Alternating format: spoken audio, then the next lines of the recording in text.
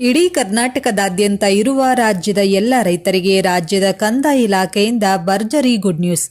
ನಿಮ್ಮ ಜಮೀನು ತಂದೆ ತಾತ ಮುತ್ತಾತನ ಹೆಸರಿನಲ್ಲಿದ್ದು ನಿಮ್ಮ ಹೆಸರಿಗೆ ಇವತ್ತಿನವರೆಗೂ ಕೂಡ ಮಾಡಿಕೊಂಡಿಲ್ಲ ಅಂದರೆ ಕರ್ನಾಟಕ ರಾಜ್ಯದ ಕಂದಾಯ ಇಲಾಖೆಯಿಂದ ಮಾಡಿಕೊಡಲಾಗುತ್ತಿದೆ. ದಿನನಿತ್ಯ ರಾಜ್ಯದಲ್ಲಿ ಜಮೀನಿನಲ್ಲಿ ಉಳುಮೆ ಮಾಡುತ್ತಿರುವ ರೈತರು ತಮ್ಮ ಜಮೀನಿನ ಪಹಣಿಗಳು ಇಂದಿನ ಕಾಲದ ತಂದೆ ತಾತ ಅಥವಾ ಮುತ್ತಾತನ ಹೆಸರಿನಲ್ಲಿದ್ದು ಇವತ್ತಿನವರೆಗೂ ಸದ್ಯಕ್ಕೆ ಉಳುಮೆ ಮಾಡುತ್ತಿರುವ ರೈತರ ಹೆಸರಿಗೆ ಆಸ್ತಿಯನ್ನು ವರ್ಗಾವಣೆ ಮಾಡಿಕೊಂಡಿರುವುದಿಲ್ಲ.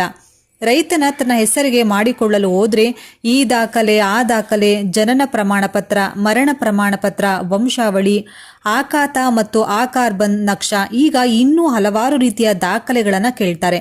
ರಾಜ್ಯದಲ್ಲಿ ಸಾಕಷ್ಟು ಪೂರ್ವಜರ ಆಸ್ತಿಗಳಿಗೆ ನಿಜವಾದ ವಾರಸುದಾರರು ಯಾರು ಎಂದು ಗುರುತಿಸಿಕೊಳ್ಳುವಲ್ಲಿ ಸಾಕಷ್ಟು ದಾಖಲೆಗಳ ವಿಫಲತೆಗಳ ಕೊರತೆ ಉಂಟಾಗಿರುತ್ತದೆ.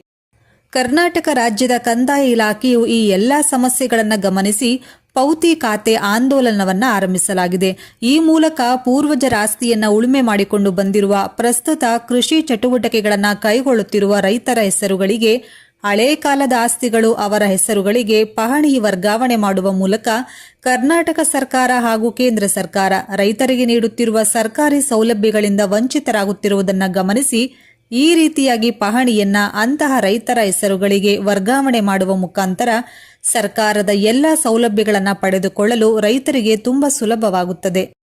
ಈಗಾಗಲೇ ರೈತರಿಗೆ ಬೆಳೆ ವಿಮೆ ಯೋಜನೆ, ಗಂಗಾ ಕಲ್ಯಾಣ ಯೋಜನೆ, ಕೃಷಿ ಚಟುವಟಿಕೆಯ ಉದ್ದೇಶಕ್ಕಾಗಿ ಕೇಂದ್ರ ಸರ್ಕಾರದ ಪ್ರಧಾನ್ ಕಿಸಾನ್ ಸಮ್ಮಾನ್ ಸೇರಿದಂತೆ ಇನ್ನೂ ಕೂಡ ಸಾಕಷ್ಟು ಯೋಜನೆಗಳು ರೈತರಿಗಾಗಿಯೇ ಇದೆ. ಆದರೆ ಉಳುಮೆ ಮಾಡುತ್ತಿರುವ ರೈತರ ಹೆಸರುಗಳಿಗೆ ಪಹಣಿ ಇಲ್ಲದಿರುವ ಕಾರಣದಿಂದಾಗಿ ಸರ್ಕಾರದಿಂದ ನೀಡಲಾಗುತ್ತಿರುವ ಸೌಲಭ್ಯಗಳಿಂದ ವಂಚಿತರಾಗುತ್ತಿದ್ದಾರೆ.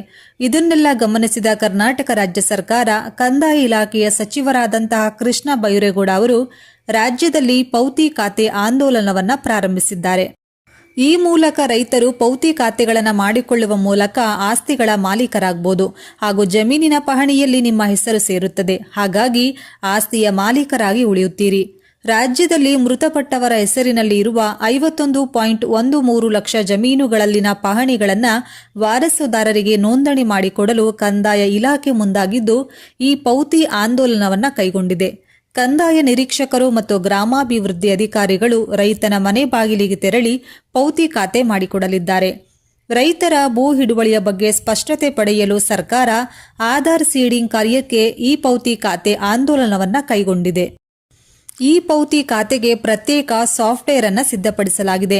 ಮನೆ ಮನೆಗೆ ತೆರಳಿ ಅಧಿಕಾರಿಗಳು ವಾರಸುದಾರರ ನಿಖರ ಮಾಹಿತಿ ಪಡೆಯಲಿದ್ದು ವಂಶವೃಕ್ಷವನ್ನು ಆಧಾರವಾಗಿ ಬಳಸಿಕೊಂಡು ಆಧಾರ್ ಸಂಖ್ಯೆ ಮೂಲಕ OTPಯನ್ನು ಪಡೆದು ದಾಖಲೆ ಮಾಡುವ ಪ್ರಕ್ರಿಯೆ ಕೈಗೊಳ್ಳಲಾಗಿದೆ. ಪೌತಿ ಖಾತೆ ಮಾಡಿಸಲು ಕಚೇರಿಗಳಿಗೆ ಅಲೆದಾಡುವುದು ತಪ್ಪುತ್ತದೆ ಮತ್ತು ಅಕ್ರಮ ಭ್ರಷ್ಟಾಚಾರಕ್ಕೆ ಬ್ರೇಕ್ ಹಾಕಲಿದೆ. ಮರಣ ಹೊಂದಿದವರ ಹೆಸರಿನಲ್ಲಿರುವ ಆಸ್ತಿಗಳ ನಿಯಮಗಳ ವಾರಸುದಾರ ಅಥವಾ ಕುಟುಂಬದ ಯಾವುದೇ ವ್ಯಕ್ತಿ ಹೆಸರಿಗೆ ಜಮೀನಿನ ಖಾತೆಯನ್ನ ವರ್ಗಾವಣೆ ಮಾಡುವುದನ್ನು ಪೌತಿ ಖಾತೆ ಎನ್ನುತ್ತಾರೆ. ಮೃತರ ಹೆಸರಿನಲ್ಲಿ ಜಮೀನು ಇದ್ರೆ ಸಾಲ ಸಿಗುವುದಿಲ್ಲ. ಬೀಜ, ಗೊಬ್ಬರ, ಕೃಷಿ ಯಂತ್ರೋಪಕರಣ ಖರೀದಿಗೆ ಸಬ್ಸಿಡಿ ಸಿಗುವುದಿಲ್ಲ. ಬೆಳೆ ನಷ್ಟಕ್ಕೆ ಪರಿಹಾರ ಕೂಡ ಸಿಗುವುದಿಲ್ಲ. ಇತರ ಇಲಾಖೆಗಳ ಸೌಲಭ್ಯಗಳು ಕೂಡ ಸಿಗುವುದಿಲ್ಲ. ಬೆಳೆ ವಿಮೆ ಮಾಡಿಸಲು ಕೂಡ ಖಾತೆ ಬದುಕಿರುವವರ ಹೆಸರಿನಲ್ಲಿಯೇ ಇರಬೇಕು.